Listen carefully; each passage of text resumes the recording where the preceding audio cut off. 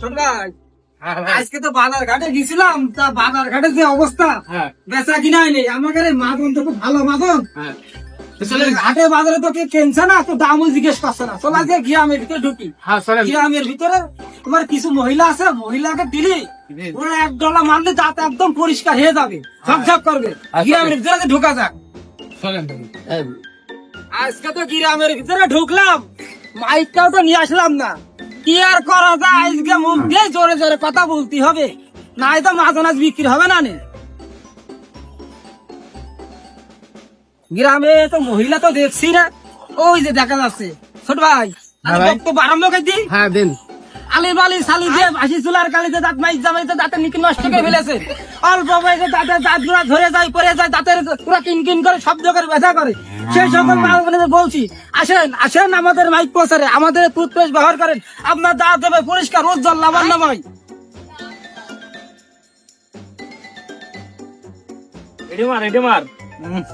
দূরে যাই,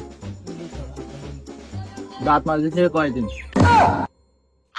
ইয়ে শালা কেমনি জানলাম, বিরাজ করি তুই কেমনি জানলি আমার এইসব অবস্থা? তোর গালে যে গ্যাস, সে গ্যাস আর একটুকুনি যদি আমার দিকে তাকায় থাকতে, তাহলে তো আমি তখন হাসপাতালে চলে যেতাম। আমি তো ওই লাইনের লোক, একটু বেশি বেশি করে রাখলাম না।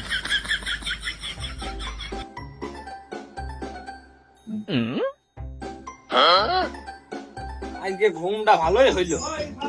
ঘুম তো তোমার ভালো হয়, তা গাল দিয়ে তো গ্যাস করে কে?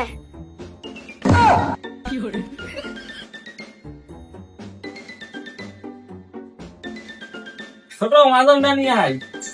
তোমার কালে গন্ধ জেলে মাজন থাকার কাজ আছে, তুমি সব মাজন দিয়ে মেজে ফেলেছো। তো সব মাদন আগে কিনে আনবো গাড়ি।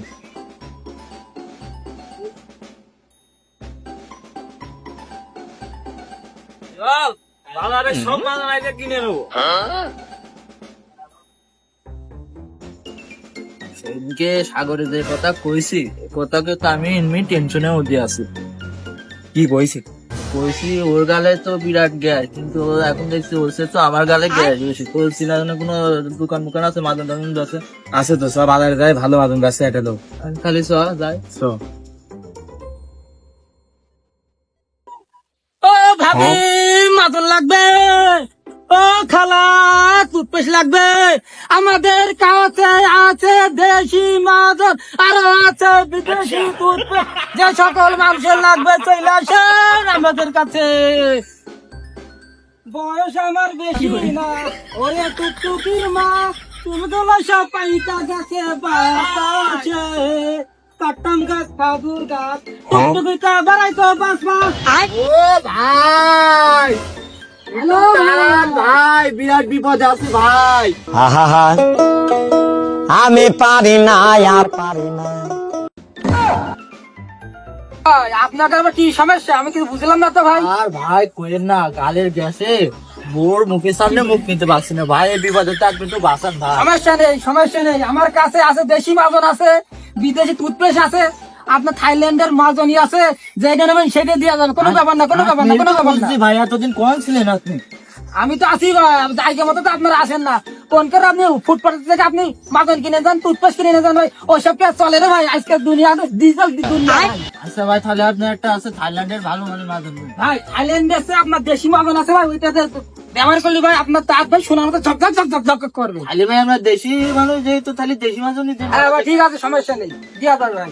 আমার কইয়ে কইয়ে শালার মুখে নিজেরই গন্ধ। দেখি আমাকে ডাকি কয় ভাই থাইল্যান্ড আছে 100 টাকা, বিদেশি আছে 120 টাকা, আর আমাকে দেশীয় পণ্য কিনে এখন ধন্য 150 টাকা। আচ্ছা আপনি কোনটা নেবেন? আমি কিনে ধন্য হতে চাই ভাই। Good good, thank you. আপনার কথা শুনে আমি ভাই মুগ্ধ হয়েছি ভাই। আপনার কি সমস্যা? ভাই আমারও সেম সমস্যা, আমিও ধন্য হতে চাই। আপনি ধন্যবাদ চান, তাহলে দেশীয় পণ্য কিনবেন। ও ভাই thank you thank you thank you, আপনাকে ধন্যবাদ।